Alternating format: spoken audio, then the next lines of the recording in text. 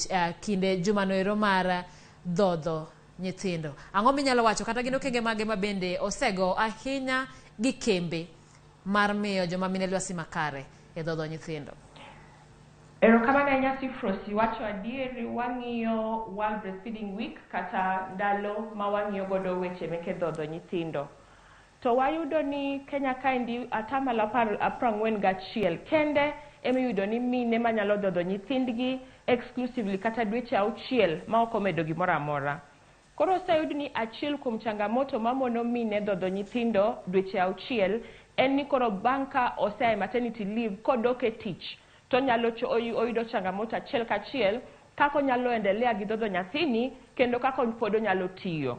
Emomiyo breastfeeding week ma higani wang'iyo ni to ere kaka miyoni nyalo temo mondo dhodh nyathi kata bang' ka osedok e tich. Koro okang' osetim mang'eny ahinya nikech kwang'iyo higa kaka higa Kenya osebedo ka improve kata ka atamalo ne dhi malo kaluwore gi puonj gi promotion machalo gi ma wantiere godo kaendi. Koro World Breastfeeding Week en ndalo 7 ma wawuoye mana kaka wanyalo dhodho nyithindo, ber mar dhodho nyathi, to moloyo higani wacho ni ere kaka pod wanyalo dhodho nyathi kaka jatich kata ka wadok e tich.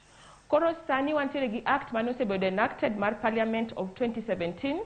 Act noero ne wuoyo gi jok mandiko ji tich kata employers kanyisogi ni koro giket gik miluongo ni policies gi mipango moko maneno ni miyo ni ka osea maternity leave koduogo to pod onyalo endelea gi dhodho nyathi.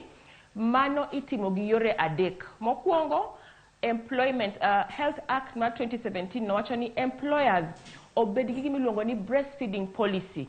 Policy ni onego kete kama ji somo maber, kendo policy ni onego kata dotich mabiro manyien ong'eye.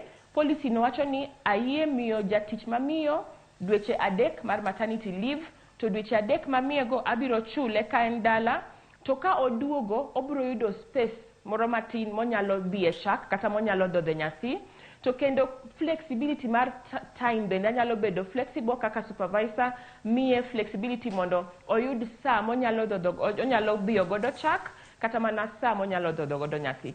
Koro mano Employment Health Act mar 2017, kendo Sabina Chege bende nosire e 2019 ma sani idwaro ni mondo jok mandiko ji tich kata employers oneni oketo kamoro tenge ma joma mine matiyo nyalo yudo kaka gibedo kamoro ma safe molor dhot, kamoro maonge ma privacy nitiere, ka nyalo yudo pi moro maler mologo godo lwete, kabat bende oket kachacha monyalo kete kata chag chande, to kendo moloyo kanyalore obed kata fridge moro matin kata cooler box. To mesa kacha ber ka iketo bende information materials mamiyo ni sama obiyo ne nyathine chak to onyalo somo. Koro mago e tiegruok ma osetimore ma watemo wacho sani ka wawacho ni World Breastfeeding Week. Erokamano ahinya Phoebe. Kaluwore